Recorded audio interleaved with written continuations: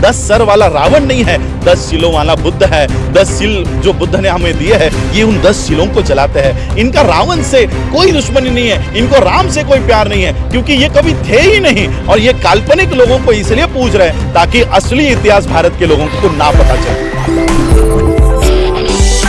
कहीं ना कहीं हम सिर्फ बाबा साहब के किए हुए कामों को अभिवादन कर रहे हैं, हम अनुकरण नहीं कर रहे हैं।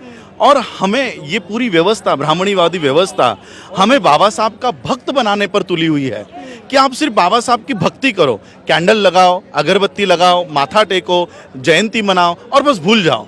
तो हम आज यहाँ से मैसेज दे रहे, मैं दीक्षा भूमि से यहाँ पर आया हूँ।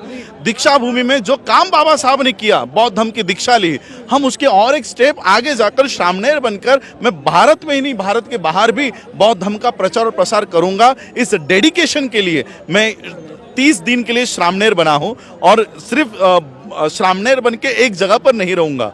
वर्ल्ड फेलोशिप ऑफ बुद्धिस्ट की 30th कॉन्फ्रेंस है जिसमें 128 कंट्रीज के बुद्धिस्ट आएंगे, वहां पर मैं जा रहा हूं और वहां पर भारत में किस तरह से बुद्धिज्म को रिवाइव कर सकते हैं, भारत में क्या क्या बौद्धों की परेशानियां हैं, ये वहां के बौद्ध देशों को बताऊंगा। क्योंकि हुआ क्या है, भारत के बाहर जो बौद्ध भिक्खु जाते हैं, ये सारे के सारे मनुवादी विचारधारा के लोग हैं, आरएसएस के छोड़े हुए लोग हैं, वो भारत के बौद्धों की भूमिका वहां नहीं रखते। और इसलिए मैंने विचार किया कि इस साल 18 अक्टूबर को ये वर्ल्ड फेलोशिप ऑफ बुद्धिस्ट का कॉन्फ्रेंस है, अगर उस कॉन्फ्रेंस में हमें बुलाया गया है तो भारत के बौद्धों की भूमिका वहां पर स्पष्ट किया जाए। और ये जो लोग घुसपैठे हैं, ये प्रधानमंत्री खुद को बुद्धिस्ट कहते हैं, योगी खुद अपने आप को बौद्ध मॉन्क कहता है, इनका असली चरित्र क्या है ये विश्व के सामने लेकर आए। इसलिए मैंने ये विचार किया और चिवर धारण करके श्रामणेर लाइफ में हम ये सारे प्रोग्राम्स, कॉन्फ्रेंसेस अटेंड करके बाबा साहब का जो बुद्धिस्ट मिशन है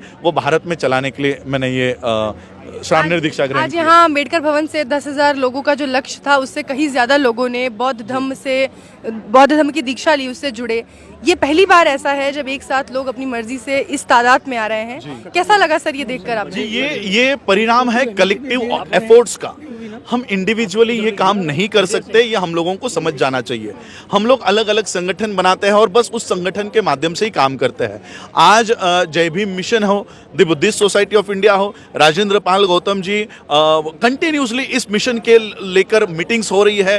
मैं भी कंटिन्यूसली मीटिंग कर रहा हूँ, चाहे वो साउथ हो, तमिलनाडु हो, कर्नाटक हो, आंध्रा हो, वहाँ पर मेरी लगातार मीटिंगें चल रही है, महाराष्ट्र में चल रही है, यूपी में चल रही है। और लोगों को हम हिंदू धर्म छोड़कर बौद्ध धर्म में आने के लिए प्रेरित कर रहे हैं। और आज उसका एक छोटा सा टेस्ट हम लोगों ने यहाँ पर देखा कि 10,000 लोगों का टारगेट किया था हम लोगों ने। और रजिस्टर्ड ये सारे लोग जो आए हैं ये रजिस्टर्ड लोग हैं जिन्होंने अपना रजिस्ट्रेशन पहले से कर रखा है। जितने भी लोगों ने यहाँ से दीक्षा ली है सबके सर्टिफिकेट्स बने हुए हैं और बुद्धिस्ट सोसाइटी ऑफ इंडिया के सर्टिफिकेट्स इनको इशू किए जाएंगे। ये आज जो देखने मिला कि 2 संगठनें अगर एक होकर काम करती है तो इतना बड़ा रिजल्ट मिलता है। हमारे 10 लाख संगठन हैं आज। सोचो 2 संगठन एक आए, जय भीम मिशन और बुद्धिस्ट सोसाइटी ऑफ इंडिया, ये दोनों एक हो गए तो ये इतना बड़ा परिवर्तन देखने मिला। सोचो जिस दिन 10 लाख संगठन और उनके नेतागण, उनके पदाधिकारी, उनके अध्यक्ष अगर एक मंच पे आए तो हमें 5 करोड़ नहीं 10 करोड़ का आंकड़ा हम इस देश में बौद्ध धर्म की दीक्षा का हासिल कर पाएंगे। लेकिन सर रामदास अठावले जी का कहना है कि बाबा साहेब जो थे वो बौद्ध धर्म अपनाना ही नहीं चाहते थे। देखिए रामदास अठावले जी जो है वो सही काम कर रहे हैं। वो जिसके लिए उनको गुलामी के लिए रखा गया है वो उनकी गुलामी सही कर रहे हैं। वो उनका पक्ष, उनका काम ईमानदारी से कर रहे हैं। वो हिंदुओं के तलवे चाटने का काम, आरएसएस का तलवे चाटने का काम, प्रधानमंत्री के तलवे चाटने का काम पूरे ईमानदारी से कर रहे हैं। और इसलिए वो हिंदू धर्म में ही मरेंगे। उनकी हालत आज कुत्ते जैसी हो गई है। वो कुत्ते जैसे वो पीएम के पीछे पीछे दुम हिलाते हुए घूमते रहते हैं। इसलिए ऐसे थर्ड क्लास आदमी के ऊपर हम कोई टिप्पणी भी नहीं करना चाहते। सर क्या कारण लगता है आपको कि इतनी बड़ी तादाद में लोग हिंदू धर्म को छोड़कर अब बौद्ध धर्म की ओर वापसी कर रहे हैं?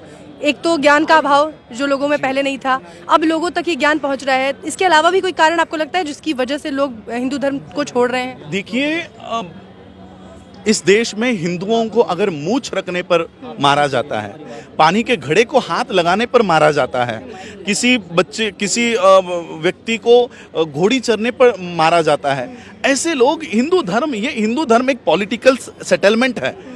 खुद नरेंद्र मोदी का स्पीच है, इंटरव्यू है, अगर आप लोग रिकॉर्ड निकाल के देख लो, वो खुद कहते हैं कि हिंदू नाम का कोई धर्म है ही नहीं, जो है वो है ब्राह्मण धर्म, जो है वो है सनातन धर्म। ये हिंदू इनकी पॉलिटिकल सेटलमेंट है। वो SC ST OBC के लोगों को पॉलिटिकल वोट्स के लिए हिंदू बनाते हैं। अगर हिंदू बना रहे हो तो हिंदू वो राइट्स क्यों नहीं देना चाहते? तो इसलिए इस देश में हिंदू कोई नहीं है। और ये बात SC ST OBC के लोग समझ रहे हैं कि अगर हम हिंदू होते तो मुझे स्कूल में बैठने का अधिकार होता, अगर हम हिंदू होते तो मुझे पानी के घड़े को हाथ लगाने का अधिकार होता, अगर हम हिंदू होते तो मूंछ रखने का अधिकार होता। अब लोग समझ रहे हैं या तो वो हिंदू नहीं है या हम हिंदू नहीं है, और इसलिए आज ये लोग बड़ी तादाद में हिंदू धर्म को छोड़ रहे हैं और अपने पुराने धर्म में वापस आ रहे हैं। आपने अधिकारों की बात की तो आखिरी सवाल ये पूछना चाहूंगी कि इस देश में एक संगठन ऐसा भी है जो आज के दिन शस्त्रों की पूजा करता है और ये अधिकार उन्हें मिला हुआ है, वो शस्त्रों की पूजा करते हैं खुलेआम। देखिए, सबसे पहली बात तो जो लोग शस्त्रों की पूजा करते हैं, मैं आपको एक साधारण तर्क देना चाहता हूं। जिस व्यक्ति के घर में चाकू भी मिल जाए, तलवार भी मिल जाए, तो उसको पुलिस अरेस्ट करके लेके जाती है, उसे टेररिस्ट घोषित करती है। अब सोचिए, जिस संगठन के पास इतने सारे तलवारें हैं, बम है, पिस्तूल है, इतने सारे चॉपर्स है और ये सारे वेपन्स, इन शस्त्रों की आज वो विधिवत पूजा करते हैं। आज कौन सा दिन है? आज के दिन सम्राट अशोक ने अपने शस्त्र नीचे रख दिए और बौद्ध धर्म की शरण ले ली, और ये आज ही के दिन काउंटर करने को शस्त्रों की पूजा करते हैं। इनका कोई लेना देना नहीं है शस्त्रों से। शस्त्रों को इसलिए पूजते हैं ताकि वो सम्राट अशोक की धम्म क्रांति, बाबा साहब की धम्म क्रांति इस देश में खड़ी ना होने दे, इसलिए ये काउंटर करते हैं। और इसलिए मैं कहना चाहूंगा कि इस देश का होम मिनिस्टर अगर सही में मर्द है तो वो RSS को बैन करके दिखाए, जैसे वो PFI को बैन करता है। अगर PFI के पास कोई बम है, कोई बारूद है, कोई गोली है, कोई चाकू है, तो उसको आप बैन कर रहे हो। तो इतने बड़े तादाद में ये सारे हथियार के पूजा होम मिनिस्टर करता है, प्राइम मिनिस्टर करता है, RSS का मोहन भागवत करता है। इसको बैन करने का कदम इस देश का होम मिनिस्टर क्यों नहीं उठाता? ये हम लोगों का सवाल इस देश के होम मिनिस्टर को है। एक आखिरी सवाल कि एक तरफ आप चीवर धारण करके बौद्ध धर्म से लोगों को जोड़ने की कोशिश कर रहे हैं, यहाँ के बौद्धों की समस्या को विश्व स्तर पर उठा रहे हैं, लेकिन दूसरी ओर भारत जो है वो हिंदू राष्ट्र का सपना दिखा रहा है लोगों को कि जल्दी ही भारत एक हिंदू राष्ट्र घोषित हो सकता है और भगवा लहरा सकता है। देखिए, हिंदू राष्ट्र का इनका जो सपना है वो इस देश में कभी पूरा नहीं हो सकता, क्योंकि देखिए, अगर इस देश में किसी को खलिस्तान की मांग करते हुए आप देखते हो तो उसे हम देशद्रोही कहते हैं कि वो खलिस्तानी है, खलिस्तानी देशद्रोही है। अभी 2047 में उन्होंने दावा किया कि PFI इस देश को मुस्लिम राष्ट्र घोषित करने की तैयारी कर रही है, इस्लामिक स्टेट बनाने की कोशिश कर रही है। अगर कोई इंसान इस देश को इस्लामिक स्टेट बनाना चाहता है तो वो देशद्रोही है। अगर कोई इंसान इस देश को खलिस्तान बनाना चाहता है तो वो भी देशद्रोही है। तो उसी तरह से इस देश को कोई हिंदू राष्ट्र बनाना चाहता है तो वो भी देशद्रोही है। और इसलिए हिंदू राष्ट्र ये इस देश के संविधान के खिलाफ है, इस देश के खिलाफ है। हर कोई इंसान जो हिंदू राष्ट्र का सपना देखता है वो देशद्रोही है। बौद्ध धर्म को इस देश में पूरी तरह से दबाया जा रहा है। सोचिए, जिस धर्म के बारे में ना कोई टीवी चैनल दिखाता है, ना कोई सिलेबस पढ़ाता है, ना कोई स्कूल में बुद्ध की बात होती है, उसी देश में आज बुद्ध को मानने वाले इतने लोग आपको मिलते हैं। ये अपने आप में बहुत बड़ी ताकत है कि जिस धर्म को मिटाने की कोशिश पूरी व्यवस्था करती है वो धर्म मिटने को तैयार नहीं है। 2500 सालों से वो आज भी, उसके जो रूट्स है वो आज भी हरे हैं। सिर्फ इसको पानी डालने की जरूरत है। ये धम्म इस देश में पीपल की वृक्ष की तरह फिर से हरा भरा हो जाएगा। सिर्फ हम जैसे लोग इस धम्म के पेड़ को, रूट्स को पानी डालने की जरूरत है। हम तो राम को ही काल्पनिक मानते हैं, तो रावण भी काल्पनिक है। ये केवल काउंटर रिवॉल्यूशन इस देश में चल रहा है। जो सम्राट अशोक ने आज का काम किया है वो लोगों को पता ना चले, इसलिए वो रावण को जलाते हैं। रावण को 10 सर है, 10 सर वाला कहीं आदमी देखा है पूरे वर्ल्ड में? कहीं नहीं होता, विश्व में नहीं है। ये 10 सर क्या है? ये सम्राट अशोक ने जो 10 सील आज यहाँ पर बुद्ध के 10 सील को अपनाया है, ये उस 10 सीलों को जलाते हैं, 10 सरों को नहीं जलाते। 10 सर वाला रावण नहीं है, 10 सीलों वाला बुद्ध है। 10 सील जो बुद्ध ने हमें दिए हैं, ये उन 10 सीलों को जलाते हैं। इनका रावण से कोई दुश्मनी नहीं है, इनको राम से कोई प्यार नहीं है, क्योंकि ये कभी थे ही नहीं। और ये काल्पनिक लोगों को इसलिए पूज रहे हैं ताकि असली इतिहास भारत के लोगों को ना